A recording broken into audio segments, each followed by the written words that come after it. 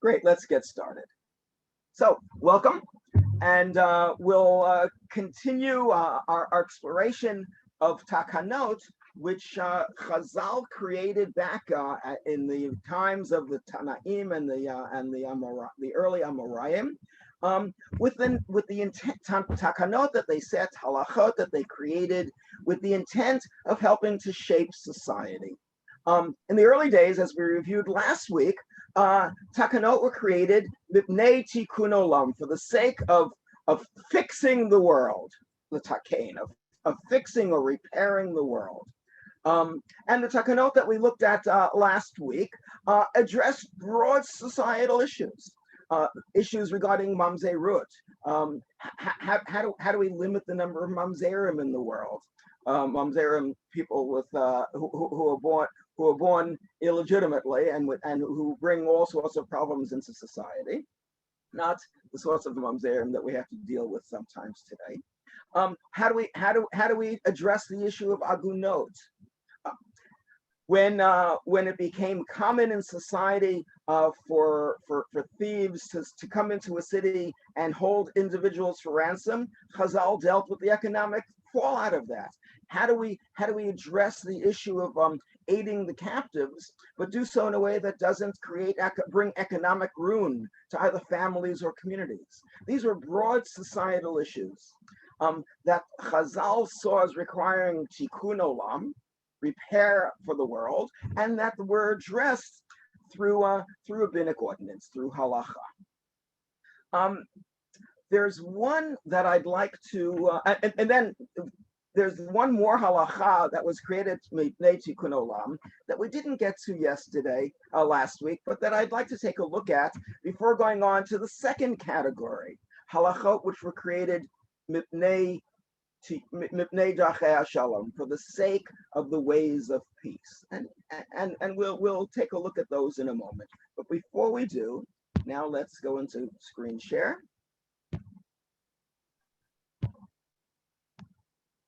Let's take a look this one last Mishnah in Gittin Perek Daled, in the 4th chapter of the Mishnayot in Gittin, and try to understand what the rabbis did here.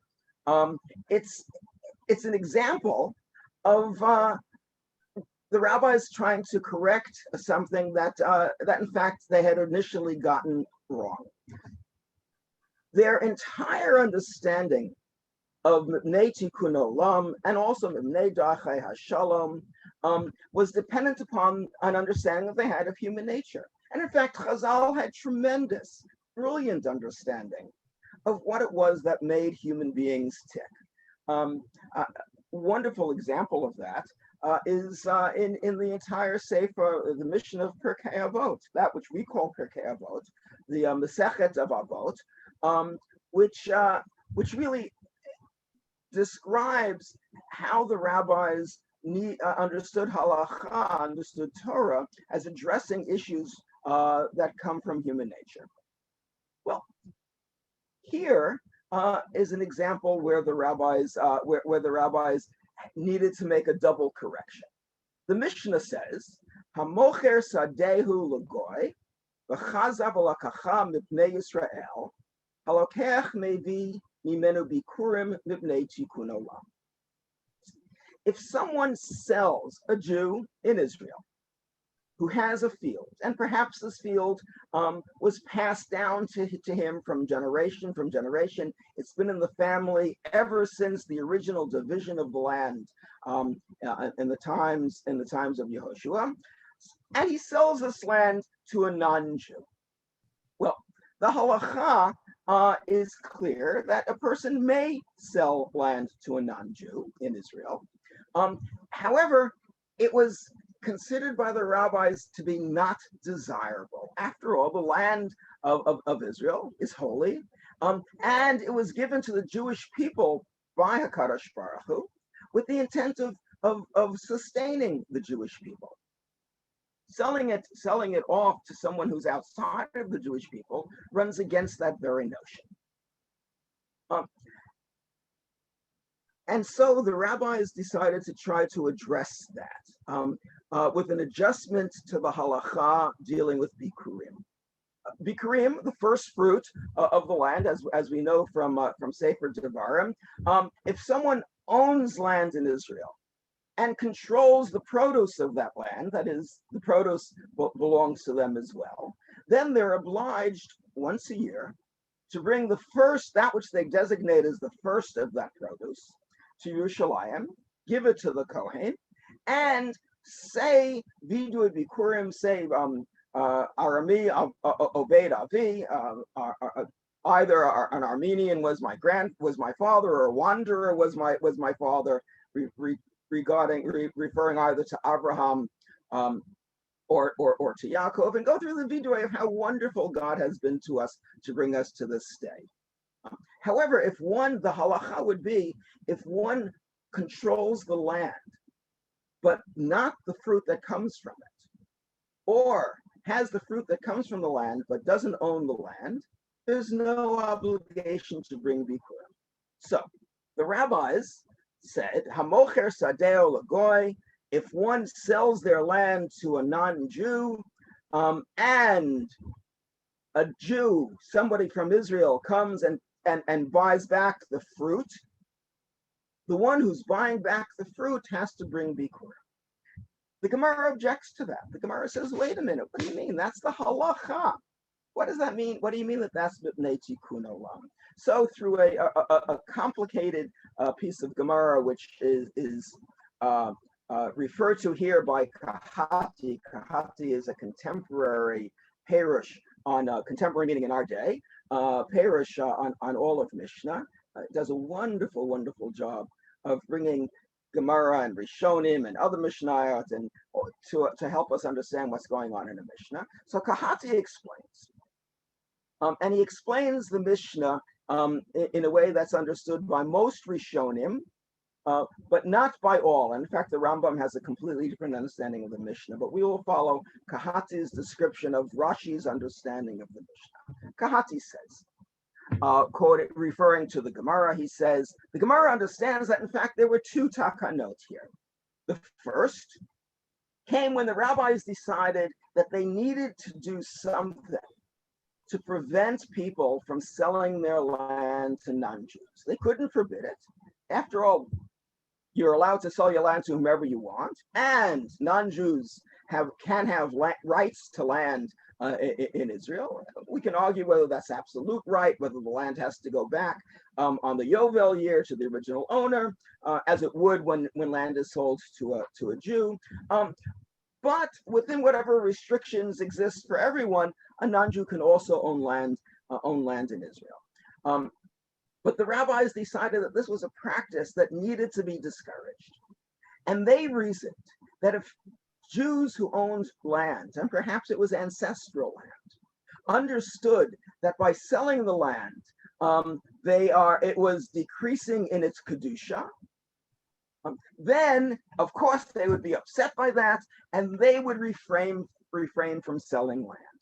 So the first takana, not referred to in the Mishnah, was that individuals who buy back fruit from land owned by a non-Jew do not bring it as bikurim. They were thinking, well, if we say that, people will understand that the land has decreased in kedusha, and that will prevent them from selling their land. Well, the rabbis misunderstood what would motivate people. And indeed, it seemed as time went on, not only did the realization that land may have been losing its kedusha by being sold to a non-Jew, not only did that not keep people from selling their land, but in fact, it became a disincentive to buying it back, to redeeming the land, which was its own mitzvah. And so as many people as before were selling their land to non-Jews, but far fewer people were taking the effort, going through the expense of redeeming the land, of buying it back so that the land would remain controlled by non-Jews. The rabbis thought of the kedusha of the land would motivate everyone as it motivated them. And indeed, financial considerations were the primary motivation. So as as the Gemara explains and Kahati articulates for us, the rabbi said, now we get it. And so they made a second takana, and that was the takana articulated in our Mishnah, that the person who sold the land, that was his right to sell the land to a non-Jew, but now midrabanan, he's given the obligation of buying back, not the land, but the fruit from that land every year. He has to buy back the first fruit to bring it as bikurim, since the non-Jew isn't obligated to bring it back, making the point that the land retains its kedusha, but more importantly, adding a financial penalty for selling land to Israel, to a non-Jew, the financial penalty being, you're going to have to buy it back at whatever exorbitant price the new non-Jewish owner of the land might charge for it. After all, he bought the land. He knows that you're now obligated to buy the first fruits back from him. He wants to make a tidy profit. We all have a little greed in us. And so you're going to have to do that as a penalty for having sold the land. While the recognition of Kedusha and concern for Kedusha of the land didn't work as a motivation, greed and the desire to retain financial resources did. And sure enough, as the rabbis found, sale of land by Jews to non-Jews went down, and the practice of redeeming the land that had been sold to the non-Jews went back up. So we see from this is a wonderful example of Chazal, who are attempting to create what they believe to be a societal good, limiting the amount of land that's in Eretz Israel that's sold by Jews to non-Jews, but misunderstanding what motivates these human beings the first time, but getting it right the second time. I hope you're unmuted, and I'm wondering, are there any questions before we move on? We did have an example last week of a takana which had to be corrected, and that was the Hillel's creation of the Pruzbul. As you might remember, the Pruzbul was created by Hillel when he saw that the fact that people who loaned money, and generally back in that day, lending money wasn't simply a business transaction. It was really an act of tzedakah. The people who borrowed money borrowed it not because they wanted to speculate in the stock market, but they borrowed it because they needed to buy seed for their, to plant crops for the next year, or they needed to sustain themselves. Hillel saw that the fact that these loans were abrogated, were nullified at the Shvi'it year, was keeping people from loaning money, and so he created the Pruzbul, which would allow the loan to be continued beyond the Shvi'it year. And as the Gemara taught us, the practice of abrogating the loan was in fact by Hillel's time a rabbinic ordinance, not mid'oraisa. That the Torah law requiring loans to be ended had in fact ceased to be applicable with the Churban Bayit Rishon, with the destruction of the first temple. And it was only when the community returned to Eretz Israel from Bavel, 70 to 150 years later, that the rabbi said, we want to keep a memory of Shvi'it alive, and so by rabbinic ordinance, we're going to require that the loans be nullified. That had a negative effect, which Hillel created. But there too, it was the Pruzbul was a rabbinic decree, Hillel's takana, addressing what he saw to be a social problem, that people were reluctant or were refusing to loan money to people who needed that money for their sustenance, and so he corrected it with the creation of the Pruzbul. Let's turn now to takanot, which were also made to create a certain social context, and done as the Gemara explains, bipnei darchei shalom, for the sake of the ways of the paths of shalom, of harmony. I think is a better translation here than peace. I'd like to ask if anyone is unmuted and can answer. How do you understand the difference in language? Now, language is very, very important. And Chazal, the rabbis of the Mishnah in this case, were very, very specific, both in their use of the first phrase, tikkun olam, and of the second phrase, darchei shalom. If anybody can unmute and let's talk for a moment about how what each of those of that language might signify, how they might differ from one another. Halacha created mipnei tikkun olam for the purpose of repairing the world, or halacha created mipnei darchei shalom to create paths towards peace. Anybody like to give it a try?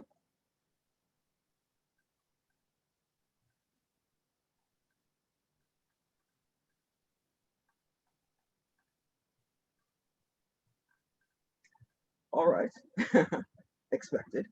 My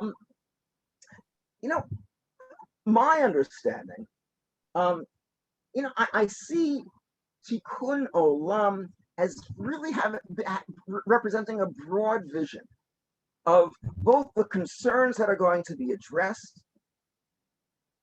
and the power of Chazal, the power of those responsible for creating and protecting halacha, to help address the broad societal wrongs. And in fact, if we were to look down at the list of takanot which were made, b'nei tikkun olam, we can see the left-hand column is the takana, the right-hand column is the purpose, as explained either in the Gemara or by the Rishonim.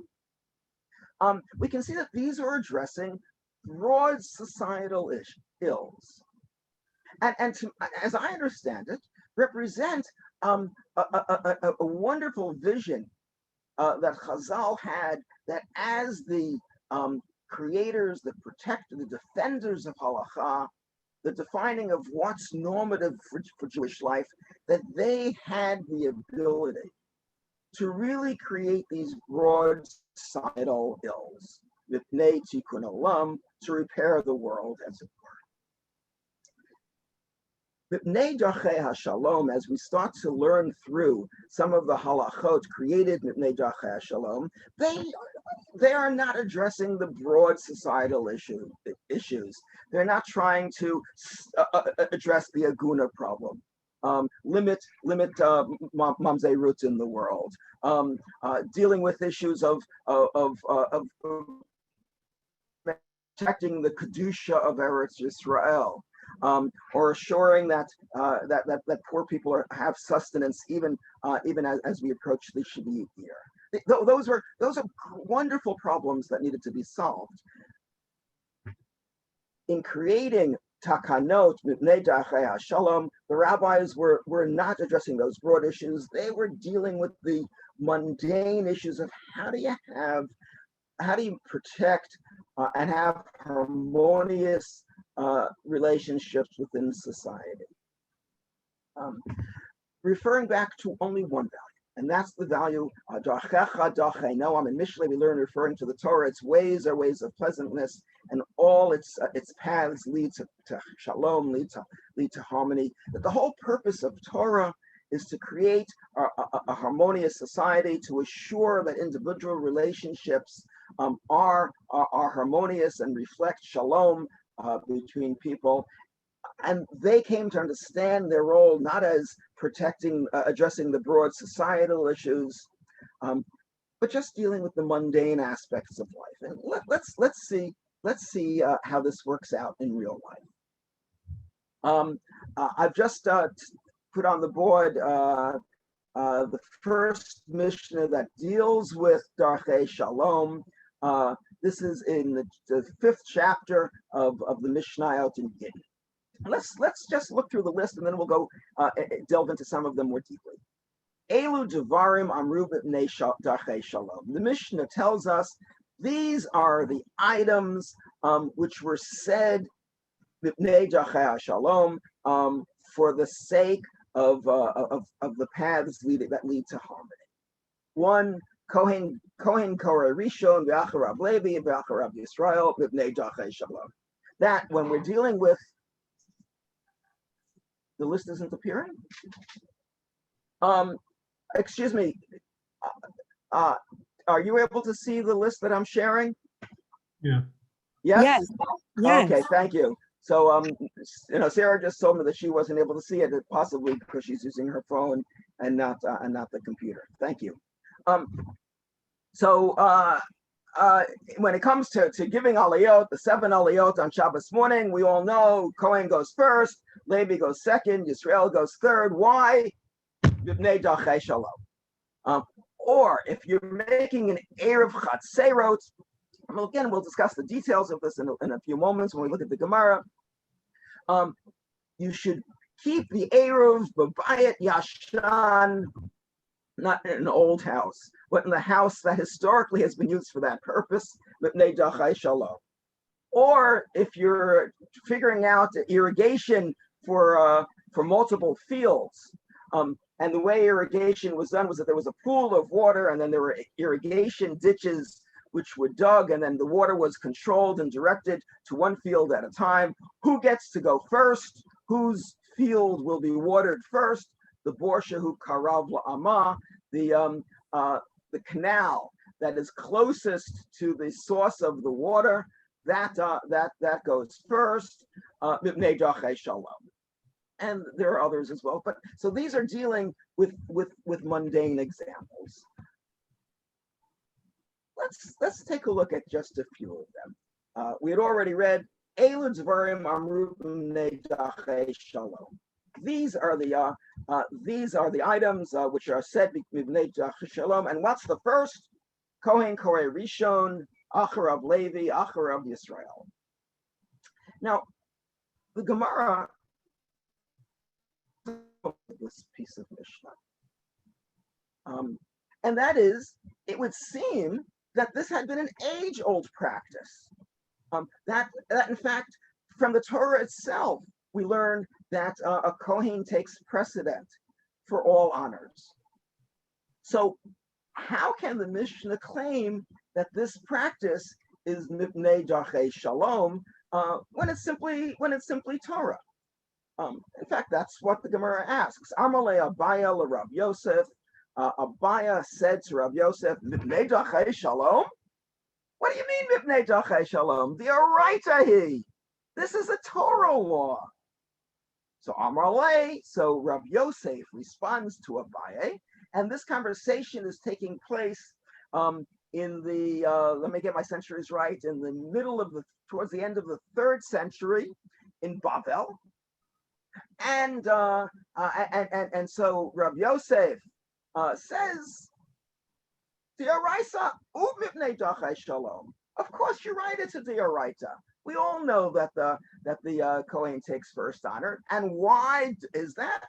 Mipnei dachei shalom, for the sake of the paths towards harmony. Since kol haTorah kula nami mipnei dachei shalom, all of Torah has one purpose. And that is to create the path of shalom, the path of harmony. This, I believe, Rav Yosef is saying this not only in response to Abaye, but also to explain why of the 15 or so halachot that are created, Mipnei Dachei Shalom, why is this one listed first? Because to Rav Yosef's understanding, it's the example of that all Torah, Midyoraita and Midrabana, works towards the goal of creating a harmonious society. And then he as we learn in the book of Mishlei, of Proverbs,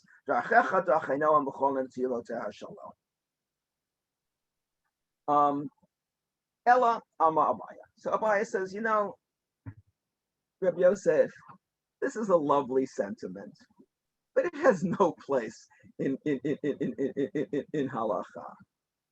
And in fact, here's really what's going on.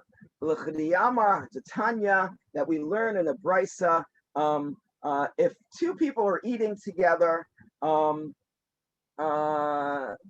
they wait for one another to start eating. But if there are three people, then they don't wait. Who poshet yadav techila. But the botzea is the one who gets to take first, whoever's there first.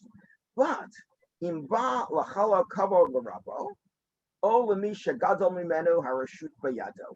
But if the one who's designated to take first would prefer to give his Rav, his Rabbi, or somebody who's greater than he the honor of taking first, that's his right. Now, there's a piece of Gemara that isn't left out here, but let me read it, because Rabbi concludes with that and says, but this applies to eating not in the Beit Knesset, meaning that midioraita, when it comes to eating or any other honor, the person who's designated to go first, a Kohen in most areas, can step back and say, I'm going to allow my Rebbe or somebody who's Gadol in Torah to take the first honor. But when it comes to anything that's taking place in the shul, that's not allowed. That's what our Mishnah is teaching us. That the Kohen always gets the first aliyah, even if he desires to honor someone else. The Levi always gets the second aliyah, even if he desires to honor someone else. And the Israel, the rest of us, can take the last five. Now, why is that? What is the purpose that Chazal is trying to address? I think one can understand that pride. So I'm sorry. So Rashi explains here. Rashi says, you know what? The concern is that if we leave it open, who's going to get the first aliyah? Everyone is going to believe that they deserve the first aliyah.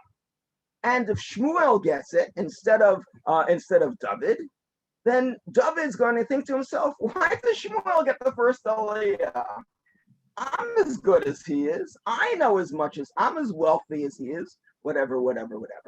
That human pride is such that unless the order is designated by Torah in a way that might make sense, and would be understandable, and even if it isn't understandable to everyone, at least they'll know that they're not being dissed, to use modern parlance, they're not being dismissed. That leads us to Darchei Shalom. Whereas if we left the question open, that would be just the opposite of Shalom. That would lead to disharmony. Okay. Any questions? So that's really an introduction to the category of Ibnei Darchei Shalom, halacha that's created either to create harmony or more often than not to avoid situations of disharmony that lead to disharmony. We can see a similar approach in the second part of the Mishnah. Ma'arvim beveit yashan mipnei darchei shalom. That when it comes to making an erev chatzerot, and we need to understand what's involved in making an erev chatzerot. I think many of us have participated in an erev chatzerot, perhaps even without knowing that. If you live in a community with an erev around it, well, what the erev, the symbolic wall around the community, does is to make it all as if everyone here within that community, within the erev, is living in a courtyard. And then the second step in creating an erev chatzerot, once you have the string, the symbolic wall around the community is for all of the households within that chatzer, within that courtyard, no matter how big it might be, to have shared food placed in somebody's house. And so, either if you're dealing with a real chatzer with a courtyard with 6 or 8 or 3 families in it, each family takes a loaf of bread and they deposit, or they share in a whole loaf of bread, and that stays deposited in somebody's house. Nowadays, if you go into your shul with an Erev, in a community with an Erev, you'll see the shul has a box, and in that box is probably not a loaf of bread as much as a piece of matzah, which doesn't get moldy as quickly. And that's the shared item that makes the Erev work.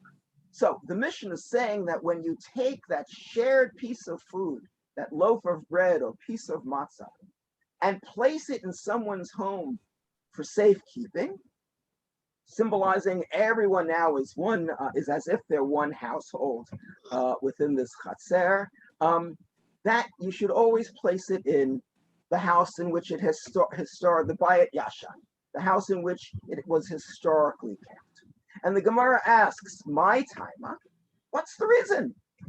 Why, how does this lead towards dachei shalom? Ilema mishum kavod.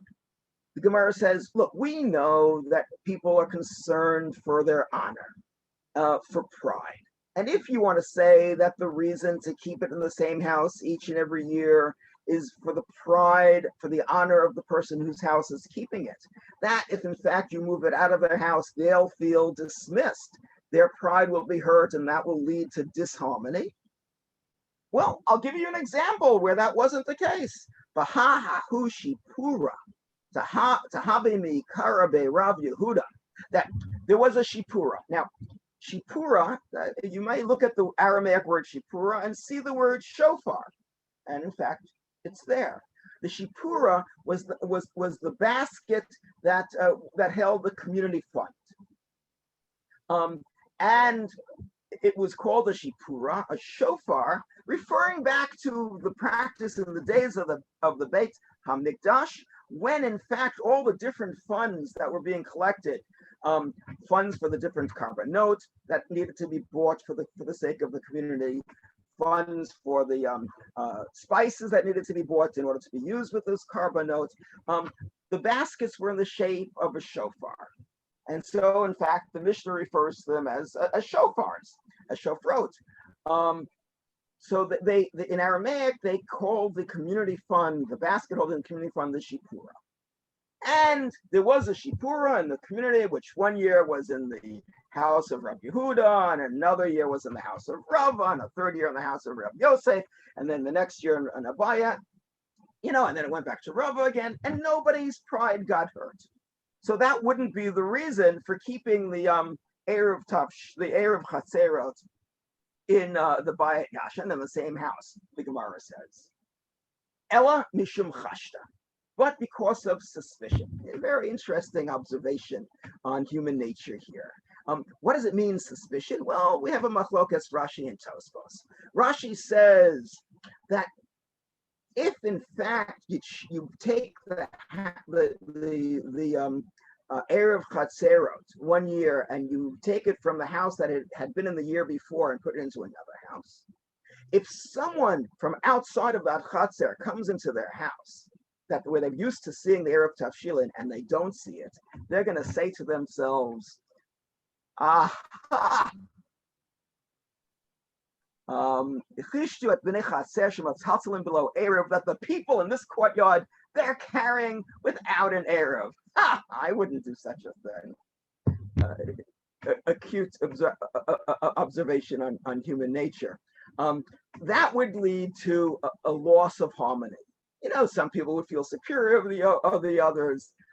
That's not healthy for harmonious relations.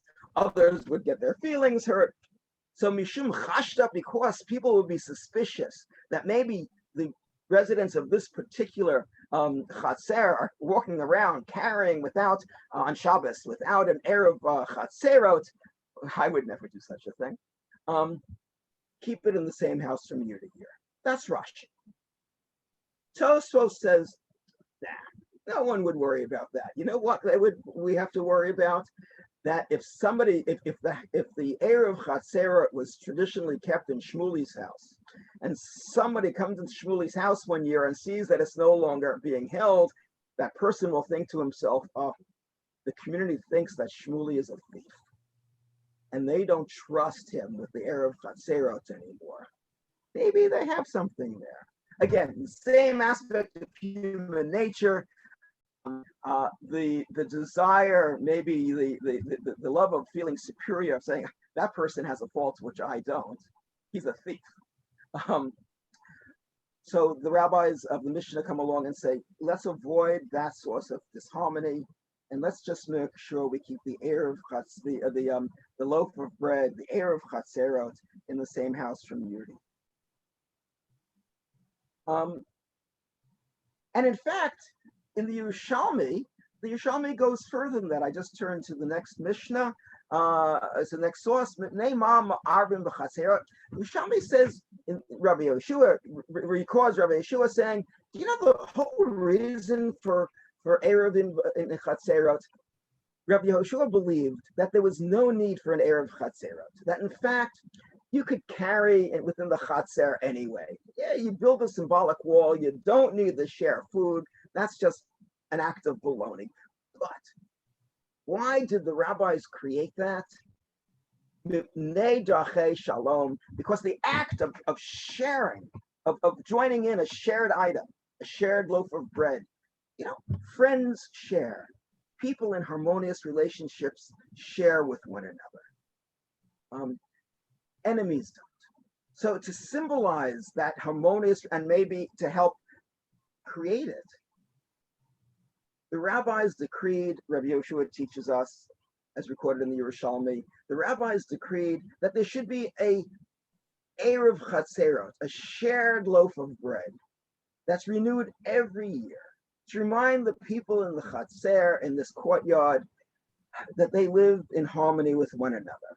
And in fact, the Yerushalmi then brings a maaseh, an instance in which the creation of the Chatzer, of the Erev Chatzerot, of the shared loaf of bread, led to a situation where two women who had once had animosity towards one another realized that in fact they really loved one another through the sharing of the Erev Chatzerot.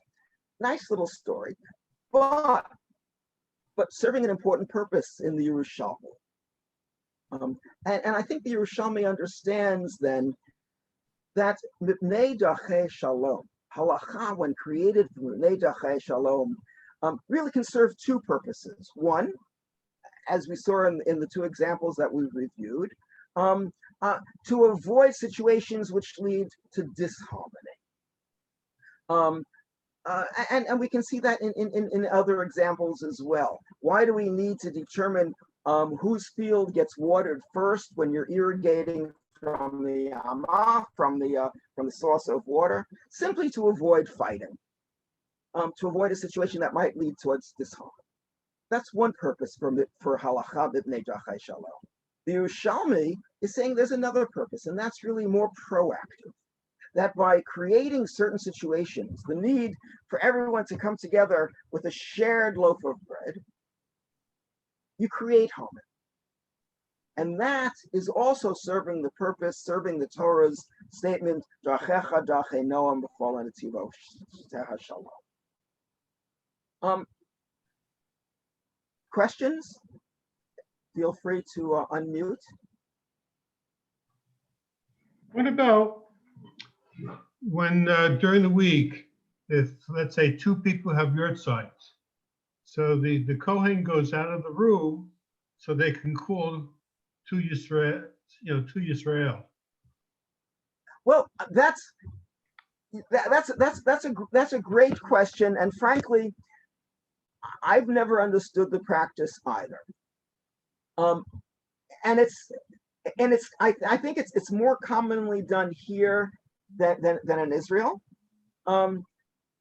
It has to do, I think, with recognizing that the emotional need of someone who has a yurt site to have that, to do mitzvot for the aliyah of the neshama. I mean, whether that we want to understand that literally or figuratively, it doesn't really matter. But there's recognizing that there's an individual in emotional turmoil, and that one way of easing that turmoil is through the aliyah. I think Ivan, that there's you're also pointing to another practice, and that is, so I've been saying Kaddish for the last Wednesday. It'll be 11 months, and that's when I stopped saying Kaddish as an Avel, and I noticed that in fact there's a determined hierarchy of who leads the service. Of course, in our community and in most communities in America today, everybody who has to say Kaddish, whether they're an Avel or have a yurt site, they all say Kaddish together. Until modern times, the practice was only one person would be designated to say Kaddish in the name of everyone. And I understand that in Yekish shuls, that's still shuls that follow the German tradition. That's still the case. That's still the minhag. But there is a hierarchy. So as an Avel, I would generally be asked to lead services, to be the Baal Tefillah during the week, not on Shabbos. But if someone was an Avel b'toch shloshim in the first 30 days of their Avelut, they would take precedence over me. Or if somebody has yurt site, they would take precedence over me. And it's not simply that their grief is stronger than mine, or the need for an aliyat and the shama is of whoever they're saying Kaddish for is greater than the need for an aliyat and a shama for whomever I'm saying Kaddish for. But it really is mipnei dachei shalom, in order to avoid dissent. So if I think it's my privilege to say Kaddish, and suddenly there's a yurt site there for the day, and he's asked to lead services instead, I might be inclined to be resentful. Who is this guy Shmuley to come and take away leading services that I've been doing so eminently for the last however long? However, if the minhag is set with a hierarchy, that resentment isn't there. And I early in my Avelis, I was in shul and I was going to be leading a shacharis, and somebody was there saying Kaddish for a mother-in-law. Okay, and I knew that this individual liked to lead tefillah, so I went to the rabbi, and I said, Rabbi, this was in our home community in Philadelphia. I said, Rabbi, our friend is here, and he's saying Kaddish for his mother-in-law, and I see his wife is here too. She's saying Kaddish for her mother. I'm quite happy to step aside and have our friend lead the tefillah today. While his wife's saying Kaddish for her mother. And the rabbi wisely, as I've come to understand, said no. That we really can't do that. It's your privilege, and you need to take it. Of course, his point was that once we allow exceptions to be made arbitrarily, right, then the whole purpose of setting the hierarchy is destroyed. I happen to like this person. He was my friend, so I was quite happy to step aside. But what if it had been somebody who was a stranger to me? Would I have felt the same way? Or what if I have nothing to do with it, and you have two people there, and now the one who's saying Kaddish for his mother-in-law and the one who's saying Kaddish for his mother, each think that they have the right, since after all, Alpert set aside for Shmuley.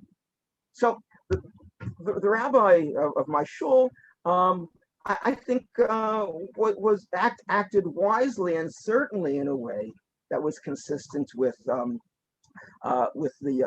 Mishnah Mipnei Dachei Shalom. This is not, the rabbi didn't make that decision. These women. I'm sorry, Rabbi Kranzler, can you speak up? The rabbi didn't make that decision. These are minhagim that have developed over the years, and there are priorities when it comes to this. A person who Right. takes Kaddish for his mother-in-law has no chiyuv. So therefore, he doesn't even fit into the equation. He does it because he wants to say a Kaddish for his wife, but technically speaking, he has no chiyuv. So therefore, his going up to the Amud is meaningless. So in other words, basically, the rabbi. You're absolutely right, and so you're right. So the rabbi wasn't making a decision. No, he simply realized that there was not that my question, can I defer to my friend because it'll make him feel good, was not relevant. Right. Absolutely, absolutely. Thank you for clarifying that. Other questions or comments? Now, you explained why they would give to Aliyah to Yisraelim, but what I was really asking is, when you send the Kohen out, is that going against the minhag or the halacha? It's a great question. I have my own personal feelings on that, and that is yes, that perhaps we ought not send the Kohen out. That it rubs against the grain of the takana, especially if sometimes you'll send him out for some people, but not for others. But I'll find a way to rationalize it, since it's become such a common practice. But yes, Ivan, I think that's a question that we'll have to ask. Rabbi Kranzler, were you ever? I feel basically this is a specific case of Darkei Shalom for the rabbi, for his own welfare, because he may have problems with the Balabatim afterwards. I agree with you. The Kohen should never be sent out, but rabbis do that simply to have peace in the shul. It's very important for him, and I would say it's more for his Darkei Shalom than anybody else. Okay, I think that's the official answer to the question. Okay. Thank you, Rabbi Kranzler. Let's go on to the next mission. I hope we have time for this, having to do with shalom between Jews who are observant and Jews who are less observant. Because as we'll see in this Mishnah and in the Yerushalmi, and then in the Mishnah that follows, Chazal were concerned not only for Darchei Shalom among individuals who, all Shomrei Shabbat ought to be have Shalom within them, but recognizing that in fact our society, our Jewish society, includes individuals who are more observant and individuals who are less observant. And Dachecha Dachei Shalom b'chol nativoteha, Dachecha Dachei Noam b'chol nativoteha Shalom, that all the paths of Torah lead towards harmony. That includes the entirety of the Jewish community, observant and not. And in the next Mishnah, we're going to see that, in fact, that deals not only, the goal is not only to have harmony among all Jews, observant and less observant, but also among all human beings, Jews and those who aren't, perhaps even those who are Ovdei Avodah Zarah, who are actual idol worshippers. The Mishnah that we're about to look at deals with the question of Jews who are observant relating with Jews who are less observant. And our Mishnah brings up two situations. The one is a situation regarding Shavit, the sabbatical year, in which on the Shavit, on the sabbatical year, one is forbidden to work the land and to make use of crops that grow on the land during that year. The second case is a case dealing with ritual purity, with Tuma and Tahara, recognizing that in the days of the Mishnah, there were, some people who were appropriately and concerned with Tuma and Tahara, with not making themselves Tameim, or when they do become Tameim, not transferring that to either food or anything which has kedusha like truma and maaseh, and certainly not to kachim, to sacrifices themselves. Recognizing that, and those people were referred to themselves as chaverim. They were the chaverim. Those who were less observant in this regard, more careless, I think is an understanding. They were the original Amei Haaretz.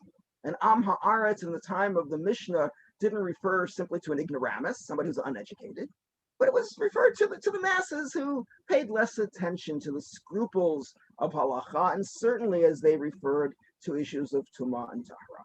So, first, the Mishnah begins dealing with the case of shvit. Mashelet isha lachaverta hachashuda ala shvit, that a woman who a housewife who in fact is appropriately careful in not utilizing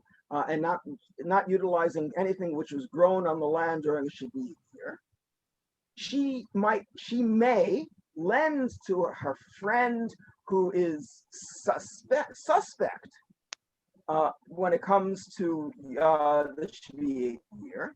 She can lend him the napan, the kavara, the rechim, the tanur, all of these utensils that women, and this was Mishnaic times, that women who were involved in preparing the fruit or the grain for cooking, the winnowing it and the grinding it and the cooking it and whatever else, that she could lend her friend who's suspect in shvit those items on the shvit year. Aval lo tabor v'lo titcham imam, but she can't actually do the work of separating the grain or kneading it with her. Actually, Titchan is grinding it with her. So the Gemara is going to explain that what this is referring to is midrabanan.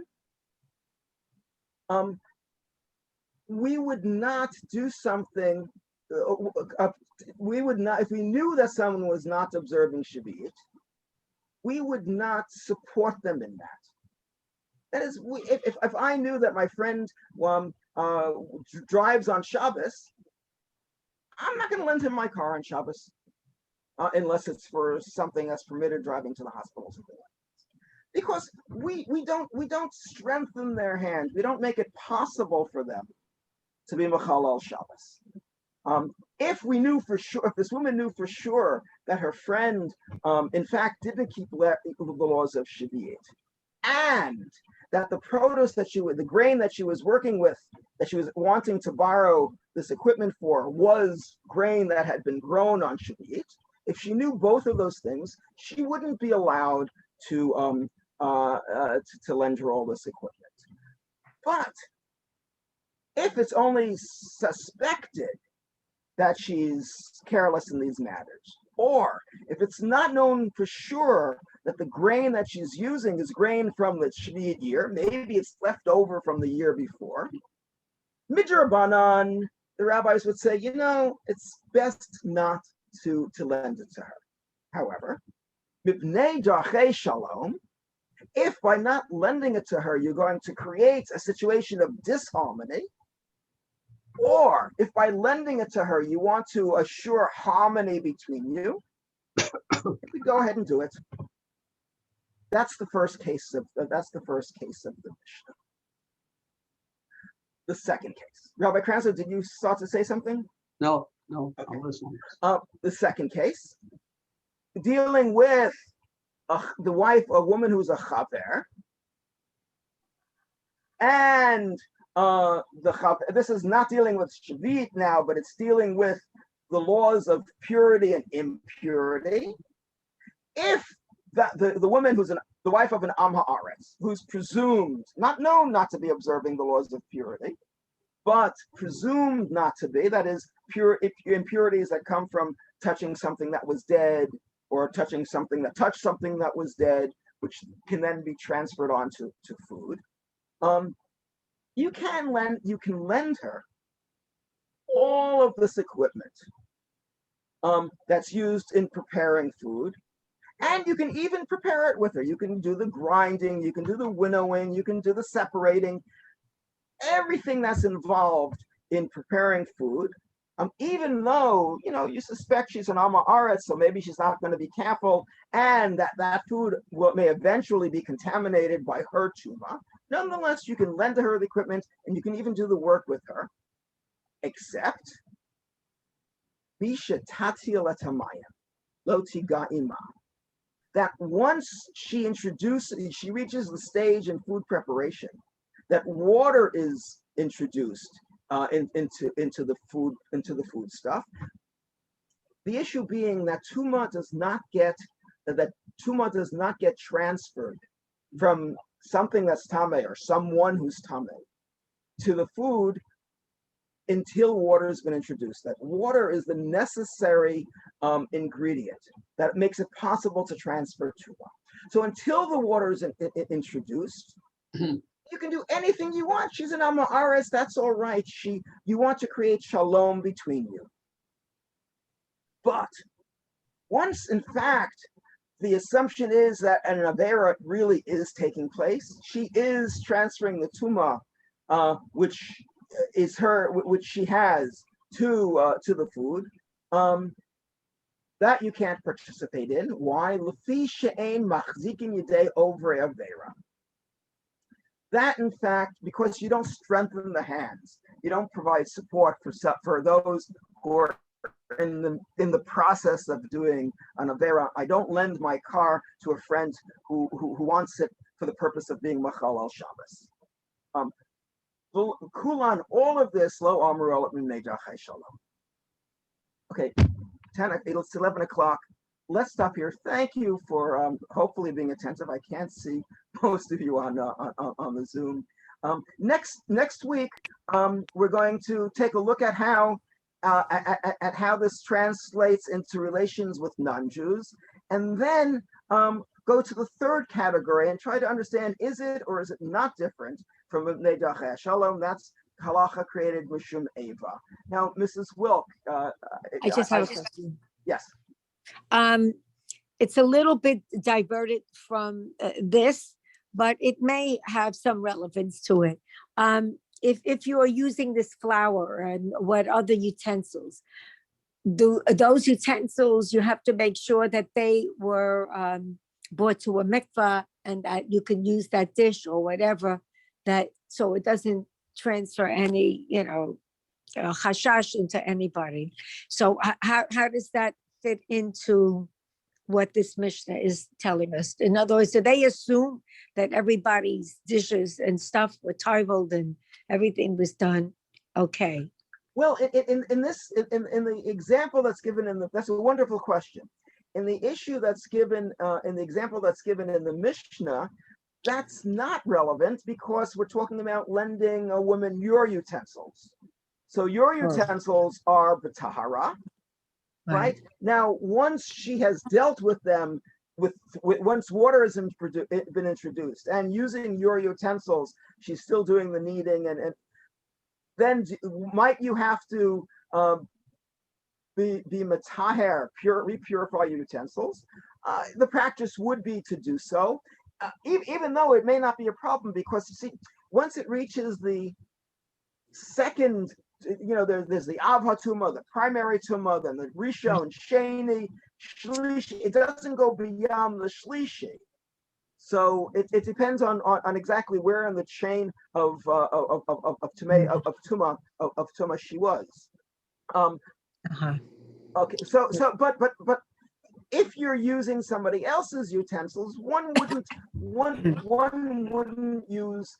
In the days of when Tuma and Tahar was correct, then one wouldn't use the utensil of an Am Haaretz without being Mataher at first. Now, of course, that may not be relevant today, since today everything is Tameh. we've lost the ability to be mataher, and tefillah has other significance. Any other questions?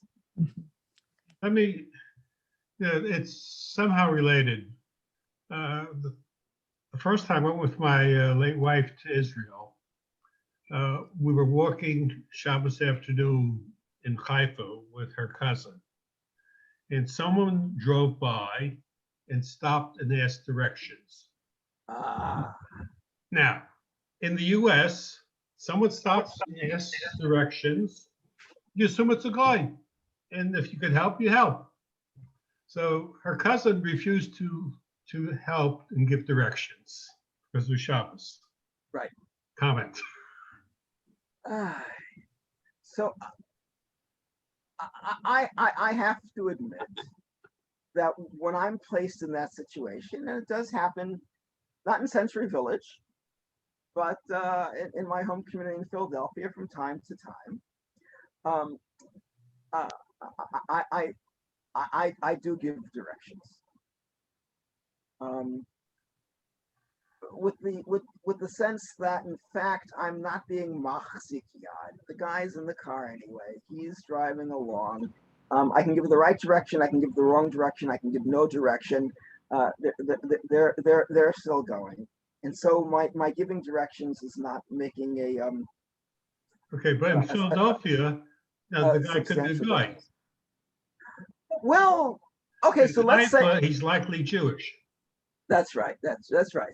That's part of that's part of the. That's a great question. You know what? I'm going. Well, I don't have all my svarim here. I want to ask that as a halachic question. Okay, not mipnei darchei shalom.